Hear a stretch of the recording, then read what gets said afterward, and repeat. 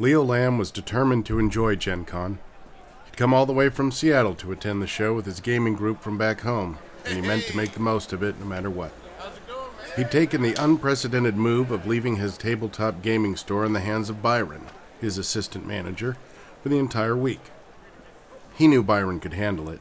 He kept telling himself that, but he still needed to resist the constant temptation to call the store to make sure everything was all right. Games had been such a huge part of Leo's life that he decided to make them his profession. He'd dabbled in game design, even written a few articles for magazines here and there, but he'd found his true calling running a game store. It not only meant that he could play and read every game he could get his hands on, but he could bring others into the fold, making new and better gamers out of them. He took a special bit of pride in the fact that he'd recently introduced his pal Cass to his favorite collectible card game of all time, Romance of the Nine Empires. Cass was part of their regular D&D game, which had now morphed into a Pathfinder game, and he'd always sneered at card games, claiming they didn't have any sense of story to them. It had taken Romance of the Nine Empires, and the beauty of Natalie, one of the top players in the store, to get Cass to change his mind. When Cass had announced he was going to Gen Con to win the Romance of the Nine Empires World Championship and, he hoped, a date with Natalie, Leo had just rolled his eyes. He'd known Natalie was bullshitting Cass by promising him a date if he beat her, but Leo had decided to take advantage of it anyhow, teaching Cass how to play the game, and even letting Cass use some of his rarest cards to build his deck. Cass was good, one of the best players Leo had ever seen, and not just with Romance of the Nine Empires. He was sharp, with a fast and clever mind, and he attacked every game as if winning it had been a personal challenge thrown down before him. He wouldn't be satisfied until he'd mastered the game, end to end.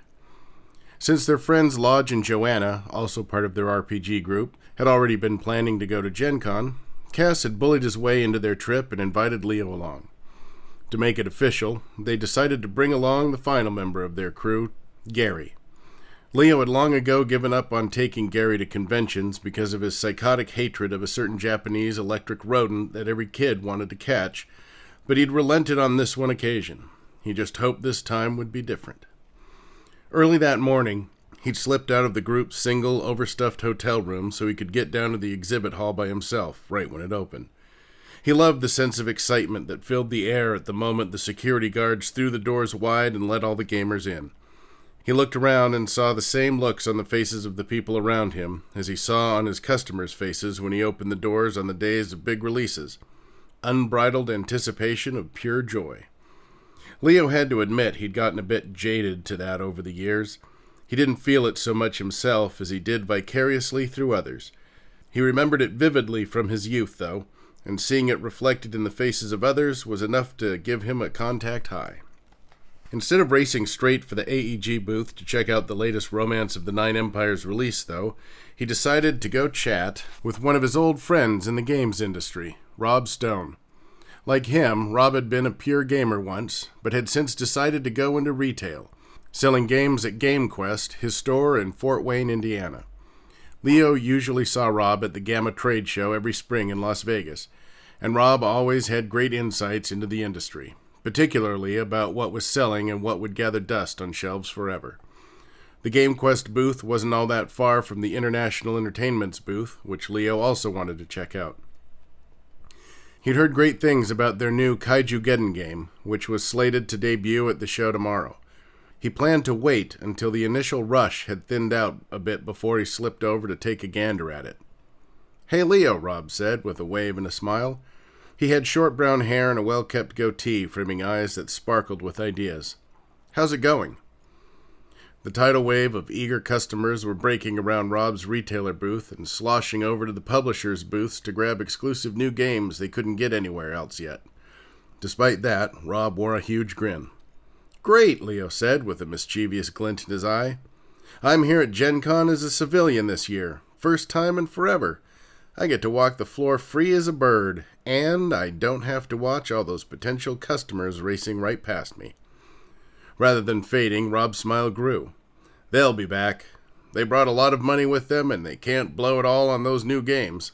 He spread his arms wide to encompass the stock in his booth, which came from all sorts of game companies, many of which didn't have a booth at the show. When they're done gawking at the new and shiny, I'll still be here for them. That's the attitude, Leo said. Got any time while you're here to get your game on? At that, Rob's smile turned just a little bit wry. In the evenings, if I'm not too tired. If you're tired, that means you're busy, Leo said. That's the right problem to have. I suppose it is. So what are you up to? What's the coolest thing you've seen at the show so far? I haven't taken much in yet, Leo said.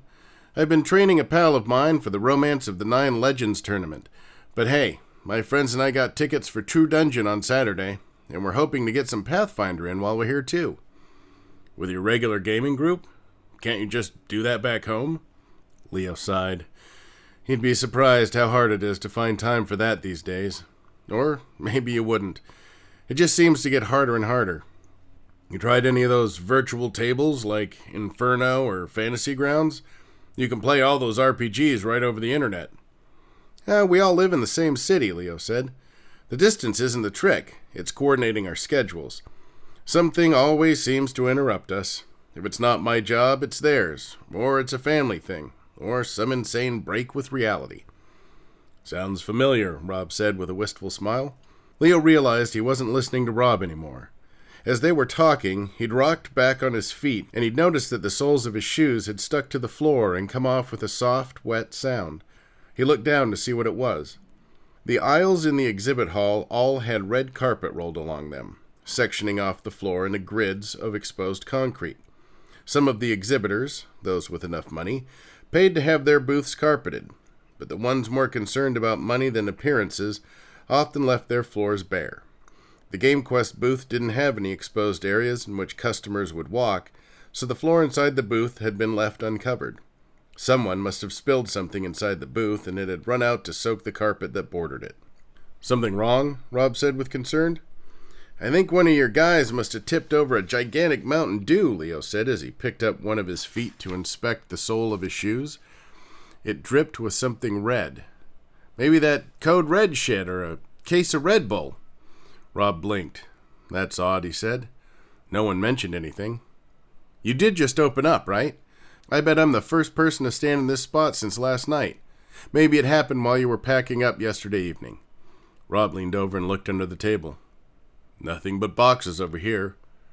Leo crouched down and picked up the edge of the black nylon fabric draped over the outside edge of the table.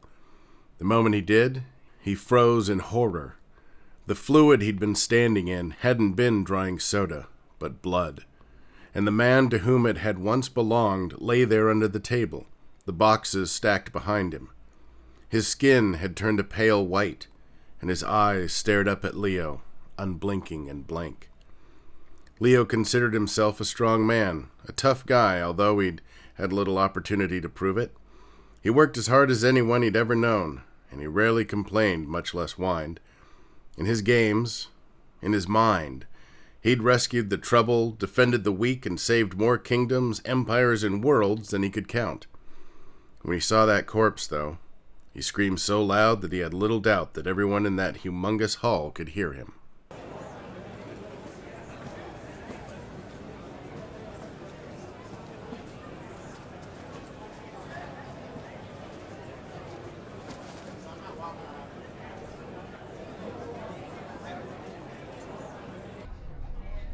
What the hell happened to you?